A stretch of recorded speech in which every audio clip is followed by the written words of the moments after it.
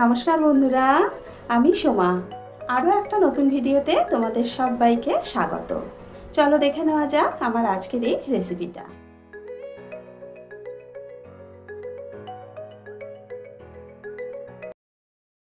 আজ তোমাদের সাথে একটা দারুণ মজাদার সন্ধেবেলা খাওয়ার জন্য একটা স্ন্যাক্সের রেসিপি শেয়ার করছি। খুব সহজে, খুব কম উপকরণে, খুব তাড়াতাড়ি তৈরি হয়ে যায় এই স্ন্যাক্স। তাহলে চলো দেখে নেওয়া যাক আমার আজকের এই রেসিপিটা। ভিডিও শুরুতেই আমার নতুন বন্ধুদের কাছে অনুরোধ রইল, প্লিজ আমার চ্যানেলটা সাবস্ক্রাইব করে আমার পাশে থেকো। তার সাথে সাথে বেল আইকনটাও প্রেস করে নিও, তাহলে আমি চ্যানেলে যখনই কোনো নতুন রেসিপি আপলোড করব তার নোটিফিকেশান সবার আগে পৌঁছে যাবে তোমাদের কাছে। একটা বড় বাটিতে আমি এখানে 4-5টা আলু সেদ্ধ করে খোসা ছাড়িয়ে রেখেছি। আলুগুলোকে হাতের সাহায্যে ভালো করে মেখে নেব। আমি এখানে হাত দিয়েই আলুগুলোকে মেখে নিচ্ছি।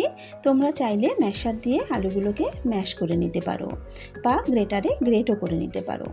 সমস্ত আলুগুলোকে খুব ভালো করে মেখে নিয়েছি। এবার এর মধ্যে দিয়ে দিলাম পেঁয়াজ কুচি। একটা মাঝারি সাইজের পেঁয়াজকে একটু মিহি করে কুচিয়ে নিয়েছি।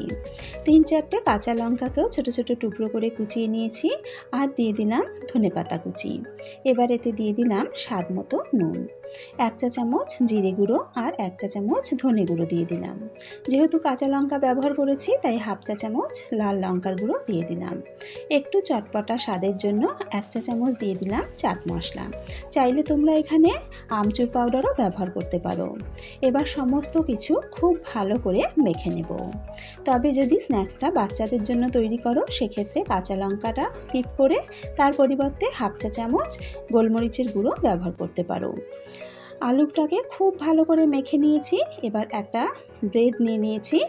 ব্রেডের ওপরে কিছুটা পরিমাণে আলু মাখা নিয়ে এইভাবে খুব ভালো করে 4-5টা ভর্তি করে নেব। ওপর দিকটাকে একটা স্পুনের সাহায্যে একটু সমান করে নেব। তারপর একটা ছুরির সাহায্যে ব্রেডটাকে এইভাবে 4 টুকরো করে কেটে নেব।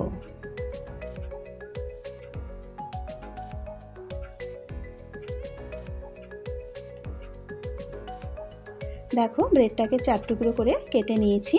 এবার এই টুকরো করা ব্রেডগুলোকে একটা প্লেটের মধ্যে তুলে নেব।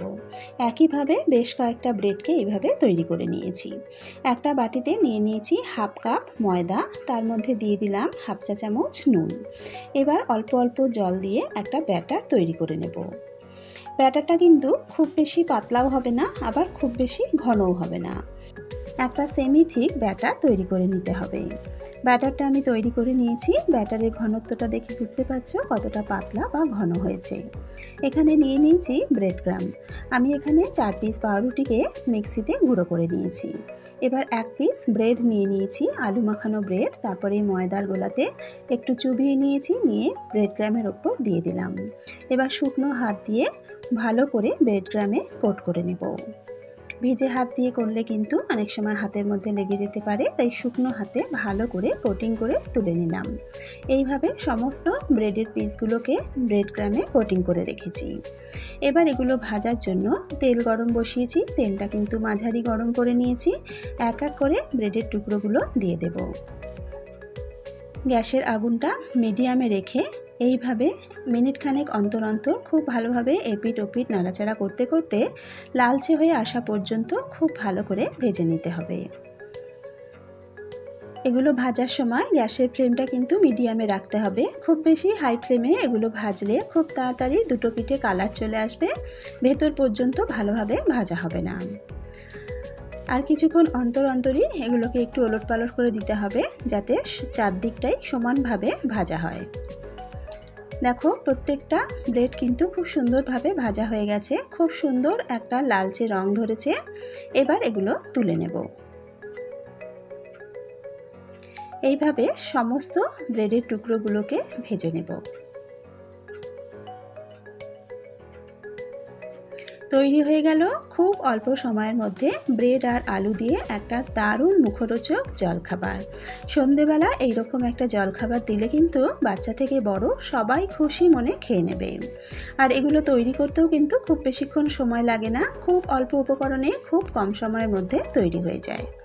আশা করি আমার আজকের এই রেসিপিটা তোমাদের ভালো লেগেছে। যদি রেসিপিটা ভালো লেগে থাকে তাহলে অবশ্যই কিন্তু রেসিপিটা একবার বাড়িতে ট্রাই করো। আর বাড়িতে ট্রাই করলে খেতে কেমন হয় কমেন্টস করে আমাকে জানাতে কিন্তু ভুলো না। আজকের ভিডিও এখানেই শেষ করছি। আবারও হাজির হয়ে যাব একটা নতুন রেসিপির সাথে। সকলে ভালো থেকো, সুস্থ থেকো।